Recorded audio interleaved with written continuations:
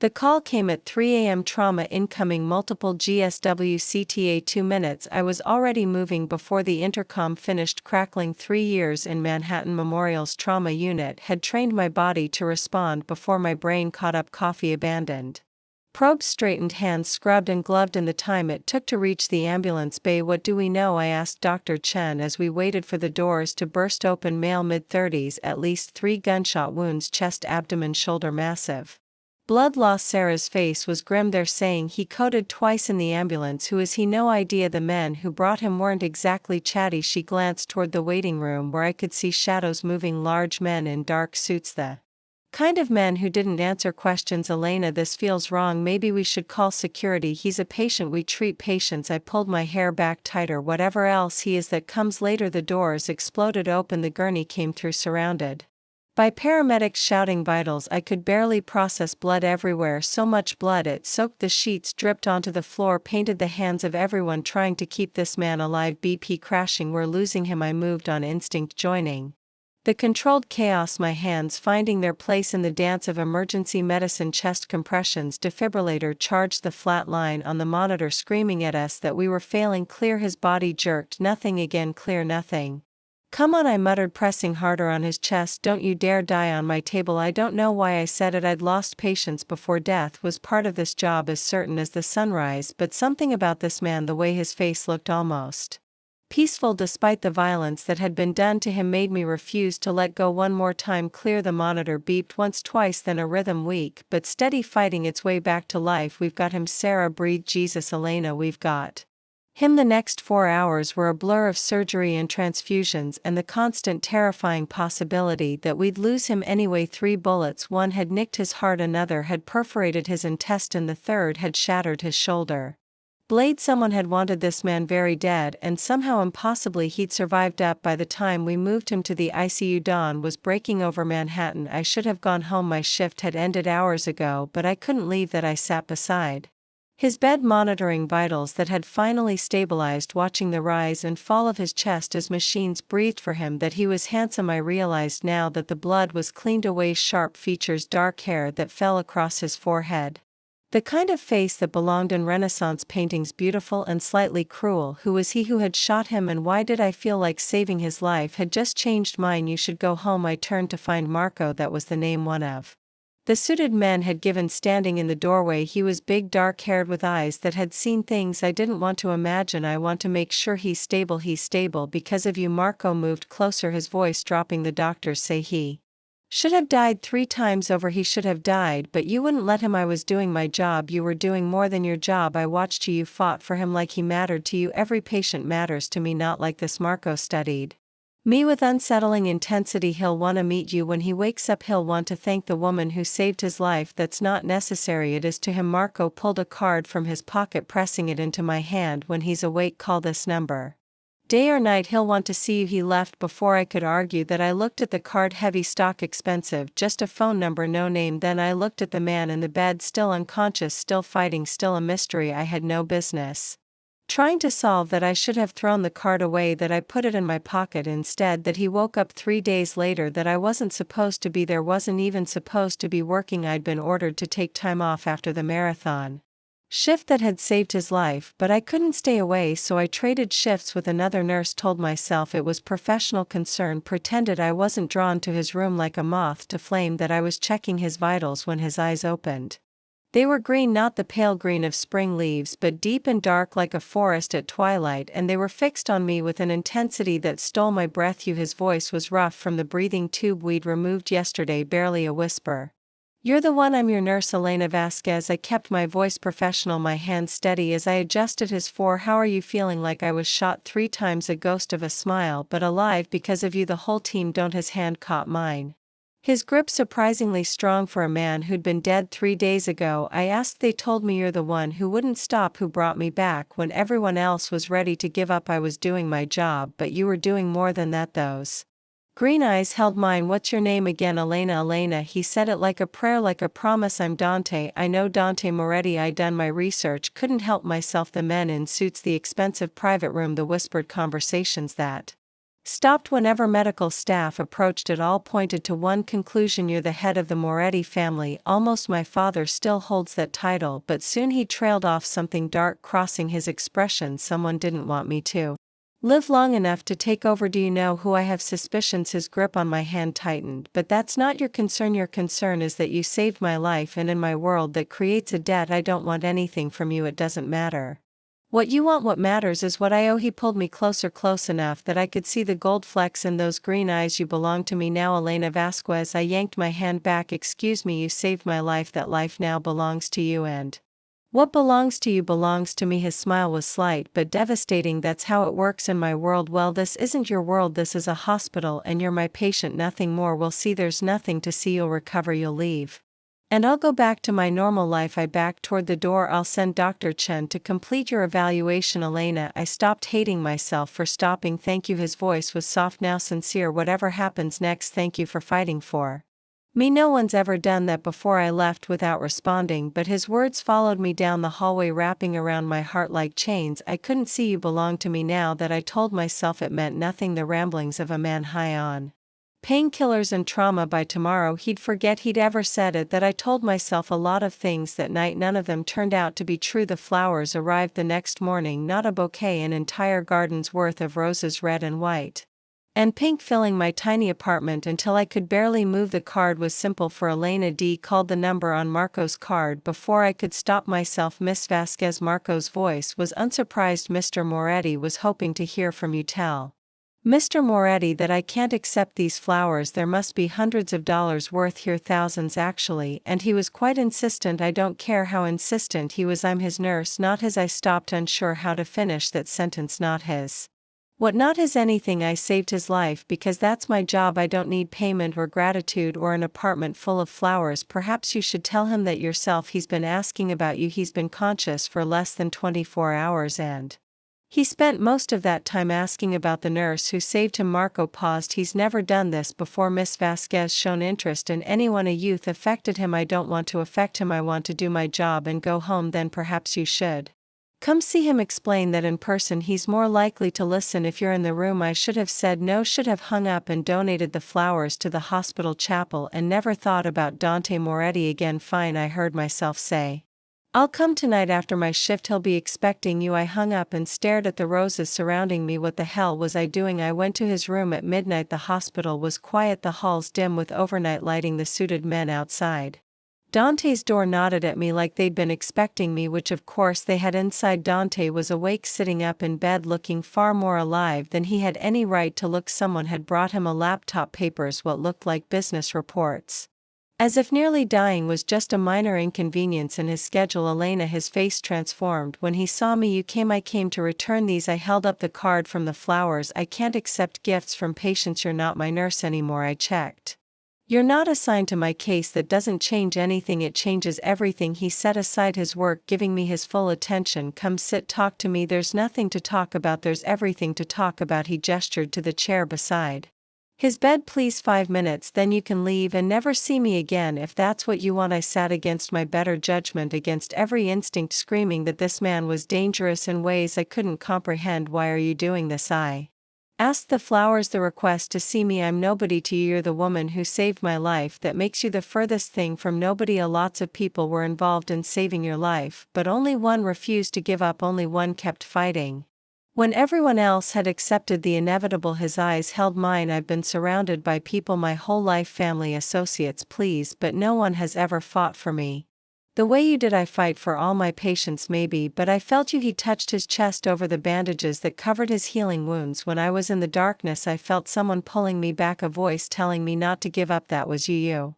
were unconscious. My body was unconscious. My soul wasn't. He reached for my hand and I let him take it. I don't know why. Something connected us that night. Elena, you can deny it, you can run from it, but it's there. I feel it every time you're in the room. You don't even know me. Then let me know you. His thumb traced circles on my palm. Have dinner with me when I'm discharged. One dinner proper, thank you. And if you still want nothing to do with me after that, I'll respect your wishes. One dinner, I promise. I should have said no, should have pulled my hand away and walked out and never looked back, but those green eyes held something I recognized. Loneliness, the same bone-deep isolation I saw in my own mirror every morning. One Dinner, I heard myself say, but that's it, that's all you get. His smile was like sunrise. That's all I need. I left his room with his touch still burning on my skin and the terrible certainty that one dinner would never be enough, not for him and not. I was beginning to realize for me Dante was discharged 10 days after he'd arrived at Manhattan Memorial in a body bag that almost became permanent. I wasn't there when he left. Deliberately I traded shifts again, this time to avoid him telling myself. It was professional distance when we both knew it was cowardice, but I couldn't avoid the text that arrived that evening. Tomorrow 7 p.m. the Marco will pick you up. Where something comfortable. I stared at the message for a full minute before typing back, how did you get this number? I find what I need to find. That's not an answer. That it's the only one you're getting tomorrow. Don't be late. That I should have cancelled, should have blocked his number and forgotten I'd ever made the promise of one dinner. Instead, I spent the next day agonizing over what to wear. You're going on a date with a mafia boss. My reflection stared back at me, equal parts terrified and exhilarated. A man who literally said you belong to him. This is insane. The reflection didn't argue that I settled on a simple black dress, nothing too fancy but elegant enough to not embarrass myself. Comfortable, he'd said, like he knew I'd overthink it. Marco arrived at exactly 7 p.m. driving a black SUV with tinted windows. He opened the door for me without a word, his expression unreadable. Where are we going? I asked as we pulled away from my building. Mr. Moretti wanted it to be a surprise. I don't like surprises. He thought you might say that. Marco almost smiled. He said to tell you that if you hate it you can leave immediately and he'll never bother you again, and if I don't hate it then perhaps you'll stay for dessert. We drove for nearly an hour, leaving the city behind, winding through roads I didn't recognize until we reached a gate that seemed to appear out of nowhere. The Moretti estate was not what I expected. That I'd imagined something cold and imposing, a fortress of stone and security designed to intimidate. Instead I found warmth, a sprawling house that looked more like a Mediterranean villa than a crime lord's compound. Gardens, even in winter, lights strung through bare trees like captured stars. He did this for you, Marco said quietly, following my gaze to the lights. This morning said he wanted you to see it the way he sees it. How does he see it? Like home, the only real home he's ever known. Marco led me through the front doors into an entrance hall that smelled like cedar and something cooking. Dante was waiting at the bottom of a grand staircase, looking impossibly healthy for a man who'd been shot 3 times 2 weeks ago. That he wore dark pants and a white shirt unbuttoned at the collar, sleeves rolled up to reveal forearms. I had no business noticing the bandages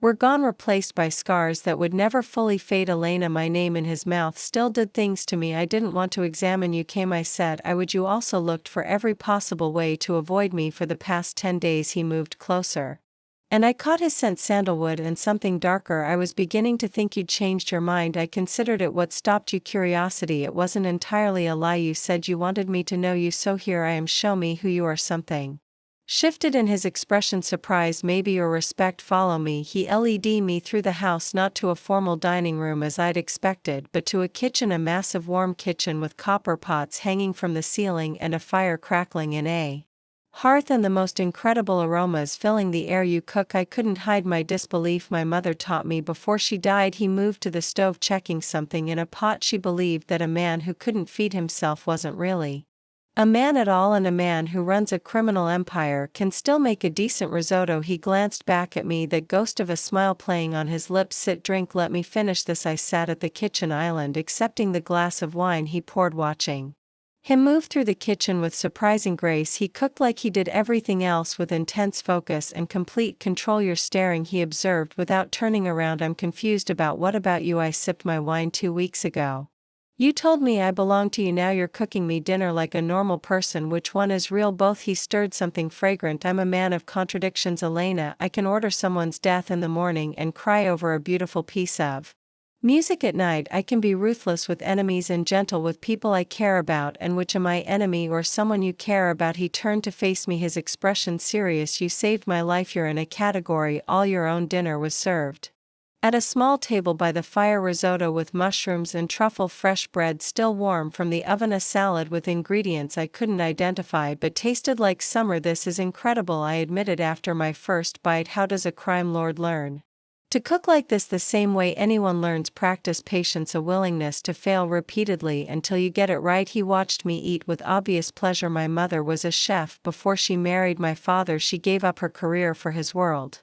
But she never gave up her kitchen. Do you miss her every day? His voice softened. She died when I was 19. Cancer. It took her slowly, which was almost worse than if it had been quick. My mother died of cancer too. The words came out before I could stop them. 3 years ago. Breast cancer. By the time they found it, it had spread everywhere. Is that why you became a nurse? Partly. I wanted to help people the way I couldn't help her. I set down my fork. She spent her last months in a hospital. The nurses there, they were angels. They couldn't save her, but they made sure she wasn't alone, wasn't afraid. When she died, I was holding her hand. So was her favorite nurse. Dante was quiet for a moment. I wasn't there when my mother died, he said finally. My father sent me away on business, said I needed to learn the trade. By the time I got back, she was gone. His jaw tightened. I've never forgiven him for that. Some things can't be forgiven. No, they can only be survived. His eyes met mine. We have that in common, Elena. We've both survived things that should have broken us. Is that why you're interested in me? Shared trauma. I'm interested in you because you're extraordinary. The trauma is just. He paused, searching for the word context, a language we both speak. The fire crackled between us. The wine warmed my blood, and somehow impossibly I found myself relaxing. Tell me about your world, I said. The real version, not the sanitized one you probably give to everyone else. Are you sure you wanna? No, I'm having dinner with a mafia boss. I think we're past the point of polite ignorance. He laughed, a real laugh, surprised out of him, and something in my chest tightened. My family has controlled certain operations in New York for 4 generations. Protection, gambling, import and export of goods the government prefers to pretend don't exist. He refilled my wine glass. It's not glamorous, it's not exciting, it's mostly paperwork and meetings and making sure that everyone under our protection stays safe, and the violence exists. I won't lie to you about that. His expression darkened. There are people who want what we have, people who would hurt innocents to get it. Sometimes violence is the only language they understand, like whoever shot you. Like whoever shot me. He nodded. I have suspicions. A rival family, the Bianchis, have been pushing into our territory for months. They want what my father built, and with him getting older, preparing to step down, they saw an opportunity. They saw a threat to eliminate. If I die, my father has no clear successor. The organization fractures. The Yankees move, in his hand found mine across the table. They almost succeeded. Would have if not for you. I was just doing my job. You were doing more than that. You were fighting. His thumb traced my knuckles. I've been surrounded by fighters my whole life, men who kill and die for money or loyalty or fear, but you fought for me when you had nothing to gain, when you didn't even know my name. Every life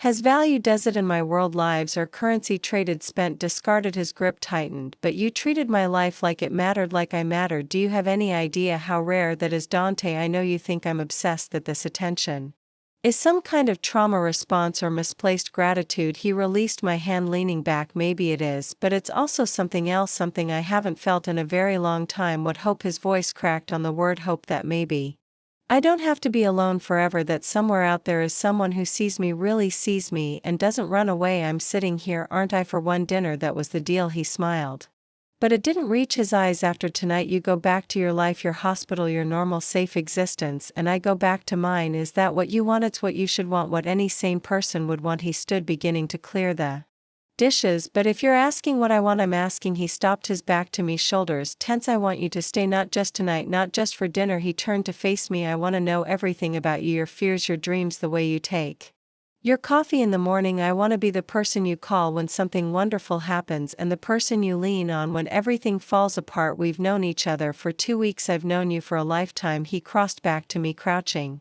beside my chair so our eyes were level. I felt you, Elena, in the darkness when I was dying. Your voice, your hands, your refusal to let me go. You were the only real thing in a void of nothing. That was medicine, adrenaline, not destiny. Maybe, or maybe it was something more. His hand cupped my face, gentle as the first time he touched me. Tell me you don't feel it. Tell me there's nothing between us, and I'll let you walk out that door and never contact you again. I should have said it, should have spoken the words that would set me free. But looking into those green eyes, feeling his warmth, remembering the way his heart had stopped and started under my hands, I couldn't lie. I feel it, I whispered. God help me, I feel it too. His kiss was soft, questioning, nothing like what I'd expected from a man who controlled empires and ordered deaths and lived in a world of violence. That it was tender, reverent, like I was something precious he was afraid to break. When we separated, his forehead rested against mine. Say, he breathed, not forever, just tonight. Let me show you who I am when I'm not dying in a hospital bed. I should have said no. Hey, I whispered instead, I'll stay. I woke up in sheets that smelled like sandalwood and a man I barely knew The morning light filtered through curtains I didn't recognize, casting golden patterns across the ceiling far too high to be my tiny queen's apartment. For a moment I forgot where I was, then an arm tightened around my waist and everything came flooding back. "You're thinking too loud." Dante's voice was rough with sleep, his breath warm against my neck. "I can hear it from here. I'm trying to figure out how I got here. You walked while I carried you. The last part you fell asleep during the movie. We watched a movie, Casablanca. You said it was your favorite. You lasted approximately 23 minutes before you were unconscious on my shoulder." I felt him smile against my skin. "It was adorable." "I don't do adorable, you do with me." I turned in his arms to face him in the morning light. He looked different, younger, the hard edges softened by sleep, the scars on his chest my handiwork in a way stood out pink against his olive skin. "Nothing happened," I said, needing to be sure. "You fell asleep. I put you to bed. I slept beside you because you asked me to." His eyes searched mine. "I'm not the kind of man who takes advantage of unconscious women, Elena." "I didn't think you did." "Think it's okay." His hand found my face, tracing my cheekbone. "You don't know me yet. You have every right to be cautious. You're being very understanding for a man who told me I belong to him." "You do belong to me, but that doesn't mean I own you." He sat up, the sheets pulling around his waist, and I tried not to stare at the body I'd worked so hard to save in my world. "Belonging is protection. Loyalty means I would burn cities for you, die for you, kill for you. I didn't ask for any of that. You didn't have to. You saved my life." That creates a bond that goes beyond asking.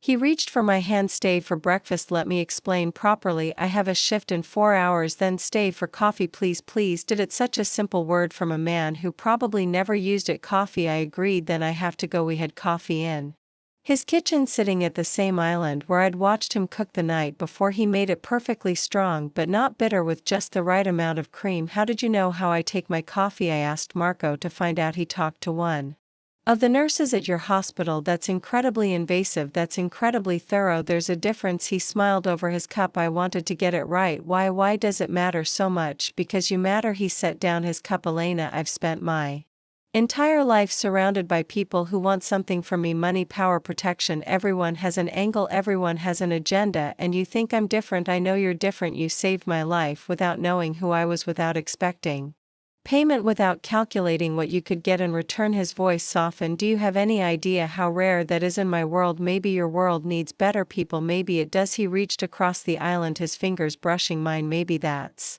why I need you." The words hung between us, heavy with implication. "Dante, I can't just become part of your world. I have a job, a life, responsibilities that don't involve gunshot wounds and criminal empires." "I'm not asking you to abandon your life. I'm asking you to let me be part of it." His grip tightened. "Keep working, keep saving lives. Just let me see you, take you to dinner, call you when I miss you, which will be constantly. By the way, you miss me already. I've been missing you since the moment you left my hospital room." His thumb traced circles on my palm. "I know this is fast. I know I'm overwhelming, but I've spent 34 years feeling nothing for anyone, and then you came along and made me feel everything. I don't know how to do this slowly. Try." The word surprised us both. "Try," he repeated. "Try to go slow. Try to be normal. Try to woo me like a regular person instead of a mafia boss who thinks he owns me." I pulled my hand back, but gently. "I'm not saying no. I'm saying give me time. Give us time." "How much time?" "I don't know until I'm ready." "Ready for what?" "Ready to admit that I feel the same way you do." Confession slipped out before I could stop it. "Because I do, Dante. I feel everything too, and it terrifies me." His expression transformed to hope and hunger and something achingly vulnerable. "Then I'll wait as long as it takes." He stood rounding the island to stand before me. "But I'm not going to pretend I don't want you. That every minute you're not here doesn't feel like a wound reopening. That I don't think about you, constantly wondering what you're doing, if you're safe, if you're thinking about me too. That sounds exhausting." "It's exhilarating." He cupped my face in his hands. "You ruined me, Elena Vásquez, and I don't want to be fixed." He kissed me, then slower than last night, deeper, with a promise that made my knees weak. "Go to work," he murmured against my lips. "Save lives, be extraordinary, and then let me take you to dinner this week." One dinner turned into one night. What does a second dinner turn into? Whatever you wanted to. His smile was devastating. "But I'm hoping for forever." I went back to my normal life, daughter. I tried to, but normal didn't feel the same anymore. The hospital that had been my sanctuary now felt like a cage. The routine that had sustained me now felt hollow. Every patient I treated made me think of green eyes and scarred chest and a voice that whispered, "You belong to me." Dr. Chen noticed immediately. "You're distracted," she observed.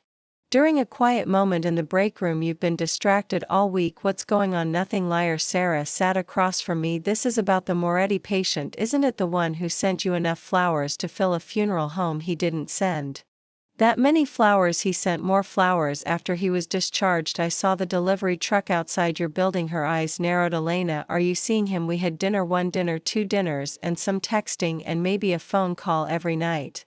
Before bed. Sarah's expression shifted from concern to alarm. You're dating a mafia boss. I'm getting to know a patient who was grateful I saved his life. Patient who runs organized crime in New York. Patient who was shot 3 times by people who want him dead. A patient who could get you killed just by association. He's also kind and funny and surprisingly good at cooking risotto. I'm sure Ted Bundy had charming qualities too. Don't compare him to a serial killer. I'm not comparing him to anyone. I'm pointing out that you're a smart woman making a stupid decision. Sarah leaned forward. I've seen this before, Elena. Women who get involved with dangerous men thinking they can change them. It never ends. Well, I'm not trying to change him. Then what are you trying to do? I don't know. The admission was painful. I don't know what I'm doing. I just know that when I'm with him I feel seen, like he knows exactly who I am and wants me anyway. That's hormones, chemistry. It's not a foundation for a relationship. Maybe not, but it's a start. Sarah was quiet for a long moment. Just be careful, she said finally. Please, you're my friend. I don't want to identify your body in the morgue. That's dark. That's realistic. She stood. We're going for drinks after our shift. You're going to tell me everything, and I'm going to try very hard not to say I told you so when this all falls apart. Thanks for the vote of confidence. That's what friends are for. The attack came 2 weeks later that I was leaving the hospital after a double shift, exhausted and thinking about nothing except my bed, when a car pulled up beside me. For a moment I thought it was Marco. I thought Dante had sent someone to surprise me the way he'd been doing with flowers and texts, and occasionally showing up at my apartment with takeout and movies. Then the door opened and a man I didn't recognize grabbed my arm. Get in. Let go of me. Something pressed against my ribs, cold metallic. A gun. Get in the car. Miss Vasquez. Mr. Bianchi wants to meet you. Fear turned my blood to ice. I'd heard that name before. Bianchi, the family Dante suspected of shooting him. I don't know anyone named Bianchi, but you know Dante Moretti, and that makes you interesting. The man's smile was cold. Get in now or I'll shoot you here and leave your body for the morning shift to find. I got in the car. The drive was silent and terrifying. I was blindfolded shortly after we started moving, leaving me in darkness with nothing but my racing heart and the certainty that I was about to die. When the blindfold finally came off, I was in a warehouse, industrial cold, the kind of place where people disappeared. A man sat across from me, elegant and silver-haired with eyes that held no warmth at all. Miss Vasquez, I apologize for the dramatic introduction. His voice was cultured, almost pleasant. I'm Enzo Bianchi, and I believe we have much to discuss. I don't have anything to discuss with you. No, then let me explain what you do have. He leaned forward. You have a connection to Dante Moretti. Connection he values highly, if my sources are correct, and in my business valuable. Connections are valuable leverage. I'm just a nurse who treated him. You're the woman who saved his life, the woman he's been seen with multiple times, the woman he sends flowers to and visits late at night. And so smiled. Don't insult my intelligence by pretending you're nothing to him. What do you want? I want Dante Moore already dead, but since my first attempt failed I've decided to try a different approach. He stood circling my chair. I want you to help me. I won't help you kill anyone. I'm not asking you to kill, I'm asking you to deliver a message. He stopped behind me, his hands resting on my shoulders. Tell Dante that if he doesn't step aside, if he doesn't convince his father to cede territory to my family, the next person my men shoot won't be him. You'll shoot me. I'll shoot everyone he loves, starting with you. Enzo's grip tightened. I'm not a cruel man, Miss Vasquez. I take no pleasure in hurting innocent people, but business is business, and Dante Moretti has been bad for my business. He won't negotiate with terrorists. Then people will die and their blood will be on his hands. Enzo released me, moving back into view. You have 24 hours to deliver my message. After that I'll assume the negotiations have failed and I'll act accordingly. He nodded to his men and the blindfold returned. When it came off again, I was on a street corner in Manhattan, alone and shaking and absolutely terrified that I did the only thing I could think of, that I called Dante. Dante arrived in 17 minutes. That I was still standing on that street corner shaking so hard my teeth chattered. When the black SUV screeched to a halt beside me, he was out of the car before it fully stopped, crossing to me in 3 strides, his face a mask of controlled fury. Elena, his hands found my face, tilting it toward the streetlight, examining me for damage. Are you hurt? Did they touch you? I'm okay. They just talked. The word came out like a curse. Bianchi kidnapped you off the street to talk. He wanted me to deliver a message. I know what he wanted. Marco already briefed me. His jaw was so tight I thought it might shatter. I'm going to kill him slowly with my bare hands. Dante, no, don't tell me to calm down. Don't tell me to be rational. His voice cracked. They took you, they put their hands on you, they used you to get to me. There is no rational response to that. The rational response is to keep me alive. I gripped his wrists, forcing him to focus. Bianchi gave us 24 hours. That's time to plan, time to figure out how to stop him without anyone else getting hurt. I don't want to stop him, I want to destroy him. Then destroy him after you. Make sure I'm safe. I held his gaze. Please, Dante, I just spent an hour blindfolded in a car with men who wanted to kill me. I need you to be the man who makes me feel protected, not the man who makes me feel like a pawn in a war. Something shifted in his expression. The fury didn't disappear, but it tempered, contained by something stronger. You're right. He pulled me into his arms, holding me so tight I could barely breathe. I'm sorry. I'm so sorry this happened to you. It's not your fault. It is everything about this is my fault. His face buried in my hair. I should have had men on you, should have anticipated that Bianchi would target you. I was so busy trying to give you space, trying to be normal, that I forgot normal doesn't exist in my world. I didn't want men following me. What you want and what you need are always the same thing. He pulled back to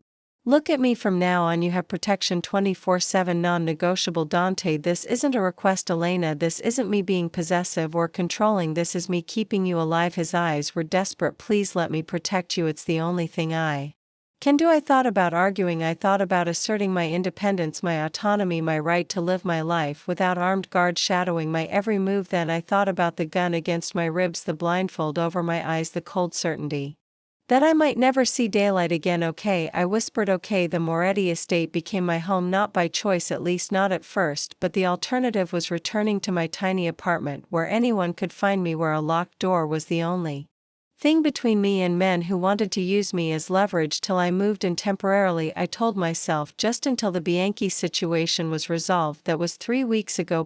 3 weeks of armed guards and security briefings and a life that looked nothing like the one I'd built. 3 weeks of watching Dante coordinate a war from his study, making phone calls in rapid Italian, his face hardening with each new piece of intelligence. 3 weeks of falling deeper in love with a man I should have run from. You're staring again. Dante looked up from his laptop, a half smile crossing his face. Is there something on my face? You've been working for 12 hours straight. There's a lot to do. There's always a lot to do. That doesn't mean you can't eat. I set the sandwich I'd made on his desk. Turkey and Swiss, your favorite. You made me a sandwich. Don't sound so shocked. I do have domestic skills. I wasn't shocked, I was. He trailed off, his expression softening. No one's made me a sandwich since my mother died. The admission hit me harder than I expected. Dante, it's fine. He stood rounding the desk to pull me into his arms. Thank you for the sandwich, for being here, for not running away when any sane person would have fled. Sane is overrated. Clearly. He kissed my forehead. How are you feeling? Really scared, trapped, surprisingly okay with both of those things. I leaned into his chest. Is that weird? It's human. You're adapting to survive. That's what we do. His arms tightened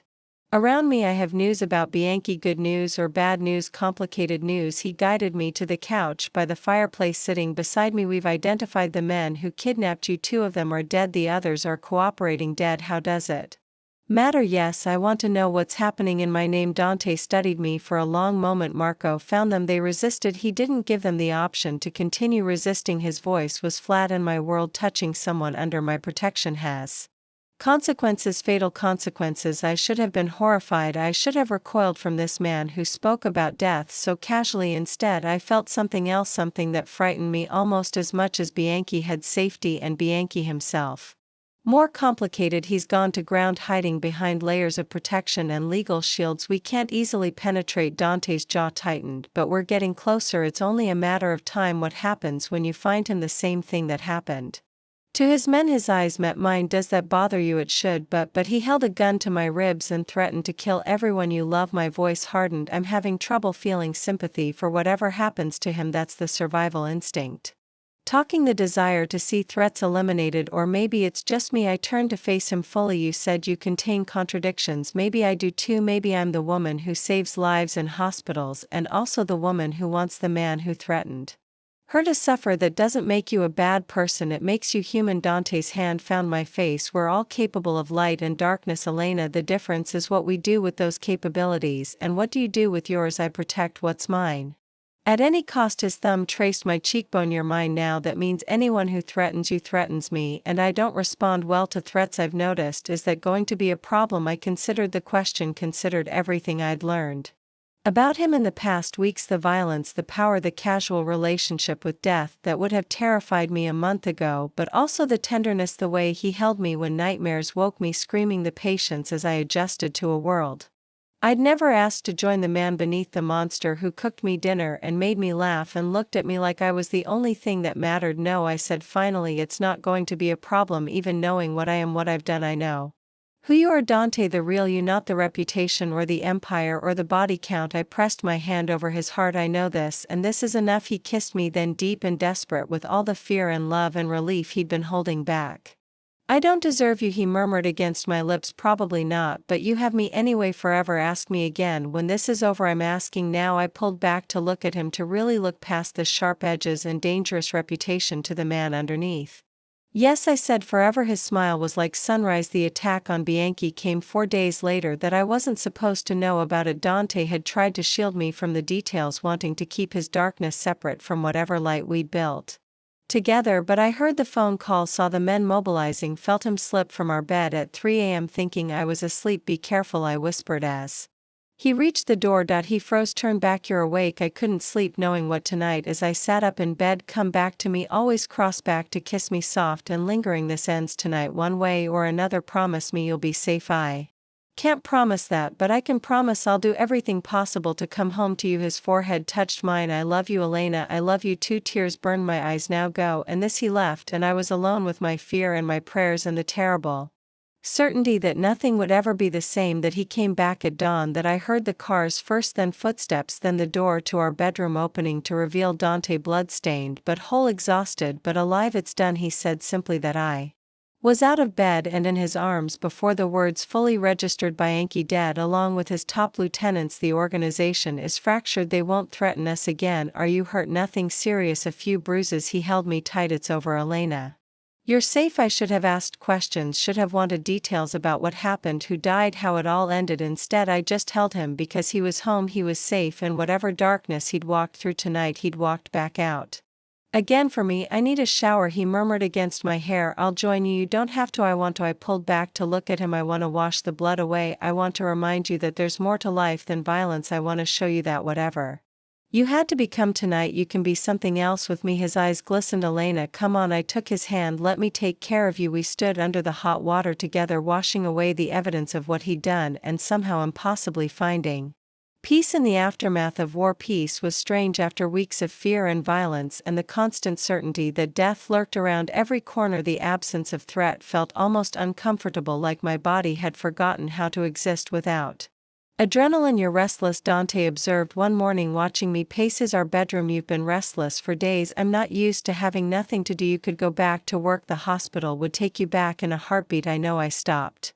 pacing, staring out the window at the winter garden below, but everything feels different now, like I can't go back to being the person I was before. You're not the person you were before, neither am I. He rose from bed, crossing to wrap his arms around me from behind. We've been through something together that changes people. What if I don't like who I'm becoming? Who are you becoming? Someone who's okay with violence, someone who slept peacefully the night you killed a man. I turned in his arms to face him. That's not the woman who became a nurse to save lives, the woman who survived, who adapted, who refused to break under pressure. His hands cupped my face. You haven't lost who you are, Elena. You've expanded, made room for new experiences without abandoning the old ones. That sounds like rationalization, that sounds like growth. He kissed my forehead. Go back to the hospital, save lives, remind yourself why you became a nurse in the first place. The darkness will still be here when you come home. Is that what this place is now? Home, I hope so. His voice softened. I wanted to be. I looked around the room that had become so familiar over the past weeks, the 4-poster bed where we'd laughed and loved and held each other through nightmares, the window where I watched the sunrise every morning, the closet that now held my clothes beside his. Feels like home, I admitted. That's what scares me. Why? Because if this is home, then I'm not a guest anymore. I'm not someone passing through on the Way to somewhere safer. I met his eyes. I'm part of this, part of you, part of everything that comes with being yours, and that frightens you. It shouldn't it? The logical part of my brain is screaming that I've lost my mind, that I've thrown away my independence for a man I've known for 6 weeks. What does the illogical part say? That I'd rather be here in this terrifying beautiful life than anywhere else in the world. Tears burned my eyes. That I love you so much it physically hurts. That when you said I belong to you, some part of me already knew it was true. Dante's breath caught. Elena, I'm done fighting it. I pressed my hand over his heart. I'm done pretending this is temporary or conditional or something I can walk away from. I'm yours, Dante, completely, whatever that means. He kissed me then, fierce and tender and full of everything words couldn't express. Marry me, he breathed against my lips. That I pulled back, stunned. What? Marry me? He said it again with more certainty.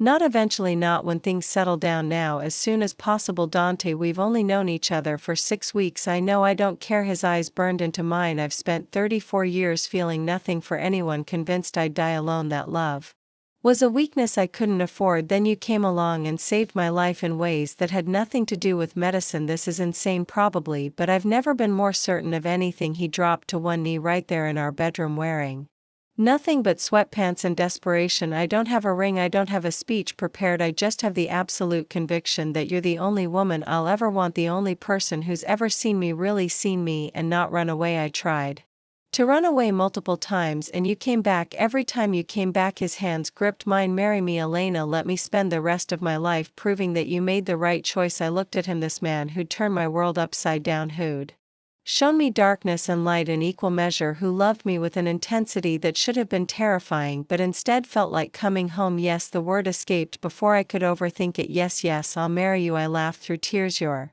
insane. I'm insane. This whole situation is absolutely insane. Is that a yes? That's a hell yes. I pulled him to his feet and into my arms. Now kiss me before I change my mind. He obliged enthusiastically. The ring appeared 3 hours later. That I was in the kitchen making coffee when Marco arrived with a small velvet box. He handed it to Dante without a word, his expression carefully neutral. How did you? I started. I called my jeweler the moment you said yes. He had something appropriate in inventory. Dante opened the box to reveal a ring that stole my breath. It was platinum, delicate but substantial, with an emerald-cut diamond surrounded by smaller stones that caught the light like captured stars. Simple, elegant, perfect. The center stone was my mother's. Dante said quietly. My father gave it to her when they got engaged after she died. I kept it, thinking I'd never have anyone to give it to. Dante, I can't take your mother's ring. You're not taking it, I'm giving it. He slid it onto my finger.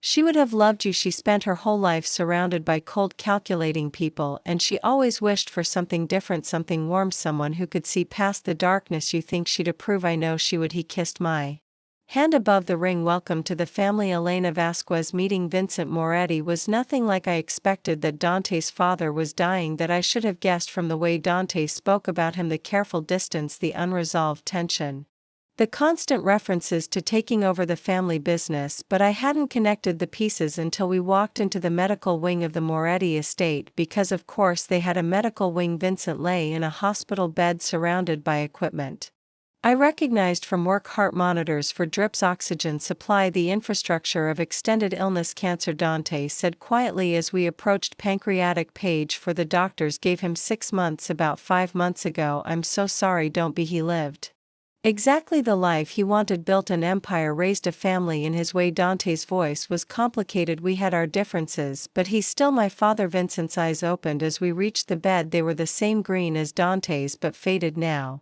dimmed by illness and pain, so his voice was a rasp. This is the nurse who saved my son. This is Elena. Dante took my hand. My fiancé. Something flickered in Vincent's expression. Surprise, maybe, or approval. Fiancé, that was fast. When you know, you know. Some. Vincent's gaze fixed on me with unsettling intensity. Come closer, girl, let me see you properly. I approached the bed, trying not to show my nerves. This man had built a criminal empire, had ordered deaths, had shaped Dante into the complicated, dangerous, loving man he'd become. You're not what I expected, Vincent observed. What did you expect? Someone harder, more calculating, the kind of woman who pursues men like my son for their money or their power. His lips twitched. Instead I see a nurse who probably earns less in a year than Dante spends on wine. Money isn't everything. Tell that to the people fighting over my empire when I'm gone. He coughed, the sound wet and painful. You saved Dante's life. Why? Because that's my job. No, you went Beyond your job you fought for him when others would have let him go. Those fading eyes held mine. Why I thought about the question about the night in the trauma unit when I'd refused to give up about the something that had pulled me to this man.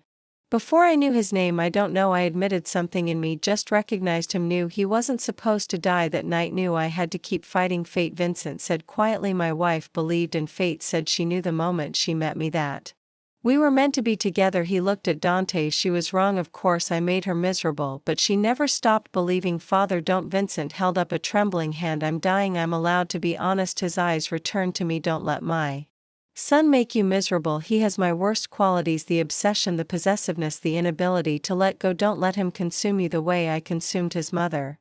I won't. How can you be sure? 'Cause I've already told him no. Multiple times I've pushed back when he pushed too hard. I've demanded space when he wanted to suffocate me. I squeezed Dante's hand. I love your son, but I won't disappear into him. I know who I am and I'll keep being that person no matter what. Vincent studied me for a long moment, then impossibly he smiled. Good. He reached out, his cold hand closing over mine. Protect him from himself. He needs someone to do that. I will, and give me grandchildren before I die if possible. I'd like to see the future before I'm no longer part of it. Father, don't. His face reddened. What, I'm dying? I can say whatever I want. Vincent's smile faded, exhaustion overtaking him. Go now, let an old man sleep.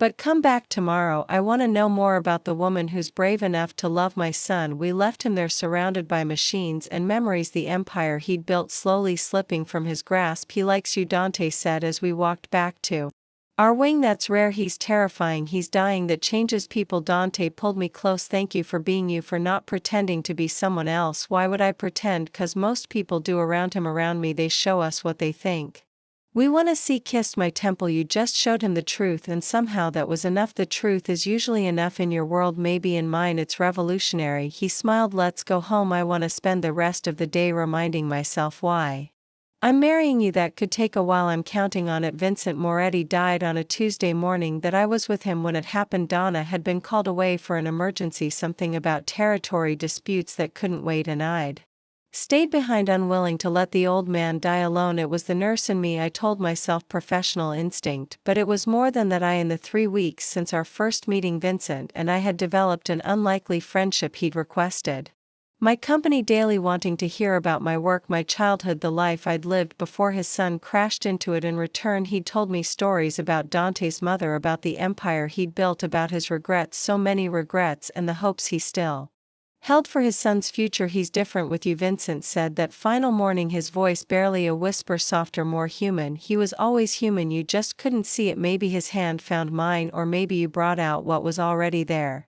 A rattling breath. Promise me something, anything. Don't let this world destroy him. He'll want to become cold hard like I was. It's easier that way. His eyes, so like Dante's, held mine with surprising intensity. But easier isn't better. Keep him warm, Elena, keep him human, I promise, and protect yourself too. This life takes more than it gives. Don't let it take everything. I won't. Good. He smiled, and for a moment I could see the young man he'd been, charming, dangerous, full of dreams that had long since turned to ash. Tell Dante, tell him I'm proud of him. Tell him his mother would have been proud too. I'll tell him, and tell him to be happy for once in his miserable life. Be happy. A tear slipped down his weathered cheek. I never was, not really. But maybe he can be with you. He will be. I'll make sure of it. Vincent squeezed my hand one last time, then his eyes closed and the monitors began to wail. Dante arrived 20 minutes too late. That he stood in the doorway of his father's room staring at the covered body, his face completely blank. I should have been here. You couldn't have known I should have been here. His voice cracked. He was my father, whatever else he was my father, and I wasn't here. He knew you loved him. Across to him, taking his hands, his last words were about you. How proud he was, how proud your mother would have been. He said he wanted you to be happy for once in your life, truly happy. I cupped his face. That's what he wanted for you, Dante, not the empire, not the power. Happiness. Dante broke. That I'd never seen him cry before. Through gunshot wounds and death threats and the violence that surrounded his life, he'd remained stoic, controlled, the unshakable leader everyone needed him to be. But here in the room where his father had just died, he crumbled. That I held him while he sobbed, absorbing his grief the way the ocean absorbs rivers, without judgment, without resistance, just acceptance. His tears soaked my shoulder, his body shook against mine, and I loved him through all of it. I've got you, I murmured, I've got you, don't leave me, never. Promise. I promise. I pulled back to look at him, wiping tears from his cheeks. I'm yours, remember, that works both ways. He kissed me, then desperate and Sad and full of gratitude. I love you. He breathed so much it terrifies me. I know I love you too. I held him close. Now let's say goodbye to your father together. The funeral was massive. 300 people came to pay their respects. Business associates, family members, rivals who showed up to confirm that Vincent Moretti was truly dead. The church overflowed with flowers and mourners and the complicated legacy of a man who'd built an empire on blood and fear. I stood beside Dante through all of it, through the eulogy he delivered with trembling voice, through the endless condolences from people who didn't mean them, through the reception where alliances were formed and threats were veiled as compliments. You did well, I told him that night when we were finally alone. Your father would have been proud. I did what was necessary. He stared into the fireplace, whiskey untouched in his hand. Tomorrow I officially take control. The empire becomes mine. How do you feel about that? I feel like I've been preparing for this my entire life. He turned to face me, and like I'm completely unprepared for what comes next. You'll figure it out. You always do. Will you help me? Question caught me off guard. Help you? How? Be my partner, not just my wife, but my equal. Help me navigate the politics and the personalities and the endless maze of family business. His eyes held mine. I can't do this alone. I don't want to. I'm a nurse, Dante. I save lives. I don't understand your world. You understand people, motivations, what drives someone to fight and what makes them give up. He took my hands. You see things I miss. I feel things I've trained myself not to feel. I need that. I need you. I won't help you hurt people I know. I wouldn't ask you to. He paused. But there's more to this world than violence. There's diplomacy and negotiation and finding solutions that don't involve bloodshed. That's what I want to build, and I want you beside me while I build it. I thought about what he was asking, about the life I'd planned, the hospital, the patients, the ordinary existence that had been enough before he arrived. Was it still enough? I'll help you, I said finally, but I'm also going back to work part-time at the hospital. You want to do both? I want to be more than one thing. Your partner in this world, yes, but also myself, the nurse who saves lives, the woman who existed before you. Can you balance both? I don't know, but I want to try. I squeezed his hands. Can you accept that? A wife who won't be completely absorbed by your world. His smile was slow and warm. I wouldn't have it any other way. We married in the spring. The ceremony was small, just family and close friends in the garden of the estate, surrounded by flowers that had just begun to bloom. I wore a simple white dress that Dante said made me look like an angel. He wore a dark suit in an expression of wonder that made my heart ache. You're staring, I whispered as I reached him at the altar. You're beautiful. You've seen me beautiful before, not like this. His eyes swept over me with reverent intensity. Not walking toward me, about to become my wife. The ceremony was traditional Italian traditions from his family mixed with Catholic prayers from mine. We exchanged vows that we'd written ourselves, words that spoke of darkness and light, survival and hope, the impossible love that had grown from the most unlikely beginning. I fell in love with you while I was dying, Dante said, his voice rough with emotion. Your hands brought me back. Your voice called me home. Before I knew your name, I knew I was yours. I fell in love with you while you were living, I responded. The man who cooked me dinner and cried at opera and looked at me like I was extraordinary. The darkness doesn't scare me, Dante, 'cause I know what's underneath, and that's who I'm marrying today. The priest pronounced us husband and wife, and Dante kissed me like the world was ending and beginning all at once. Finally, he murmured against my lips. Finally, I agreed. 1 year later, I stood in the nursery we built together, watching our daughter sleep. Sophia Maria Moretti had her father's green eyes and my dark hair. She was 3 months old, already fierce and demanding, with a cry that could summon every guard in the estate. Within seconds, she was perfect. She has your stubbornness, Dante observed, appearing behind me, wrapping his arms around my waist. She has your lungs. I've never heard anyone scream that loud. Moretti trait. We're passionate people. He rested his chin on my shoulder. I never thought I'd have this, a screaming baby, a family, a real one, a wife who loves me, a daughter who will probably rule the world someday. His voice softened. When you saved my life that night, you gave me more than heartbeats. You gave me this, all of this. You gave it to yourself. I just opened the door then. Thank you for opening the door. He turned me to face him. Thank you for staying when you should have run, for fighting when you should have given up, for loving me when I probably didn't deserve it. You deserved it. You just didn't believe. You did. I believe it now. Kiss me softly because of you. Sophia stirred in her crib, making the soft sounds that meant she'd be fully awake within minutes. Your turn, I said. It's always my turn. You're the one who wanted her to have a sibling soon. Consider this practice a sibling already. We talked about this. We talked about eventually, not immediately. Well, eventually, just got moved up. I smiled at his confused Expression. I was going to wait for a special moment to tell you, but his eyes dropped to my stomach. Widened. You're 8 weeks again. Apparently Morettas are passionate about reproduction too. He laughed, pulling me into his arms, spinning me gently in the nursery while our daughter began to fuss. Another baby. He sat me down, his face glowing. Another chance to get it right. You're getting it right now with Sophia, with me, with everything. Then another chance to keep getting it right. He kissed me deeply. I love you, Elena Moretti. I love you too, Dante. I smiled against his lips. Now go get your daughter before she wakes up the entire estate. He went, scooping Sophia from her crib with the practiced ease of a devoted father. That I watched them together, my husband and our daughter, the family we'd built from the ashes of violence and fear, and felt something I hadn't felt in years: complete peace. That it had started with a gunshot wound and a nurse who refused to let go. That it had become something extraordinary. And as I watched Dante dance around the nursery with our daughter in his arms, singing Italian lullabies in his terrible off-key voice, I knew that whatever came next, whatever darkness the future held, we would face it together. Because I belonged to him and he belonged to me, and that was exactly how it was supposed to be. Thank you so much for joining me for this story. Not immediately, well, eventually just got moved up. I smiled at his confused expression. I was going to wait for a special moment to tell you, but his eyes dropped to my stomach. Widened. You're 8 weeks again. Apparently Morettas are passionate about reproduction too. He laughed, pulling me into his arms, spinning me gently in the nursery while our daughter began to fuss. Another baby. He set me down, his face glowing. Another chance to get it right. You're getting it right now with Sophia, with me. If you enjoyed, she was the nurse assigned to save his life. Please don't forget to hit that like button and subscribe to the channel for more thrilling stories. Your comments mean the world to me. Let me know what you thought and what kind of stories you'd like to see next. Until next time, keep reading and stay mysterious.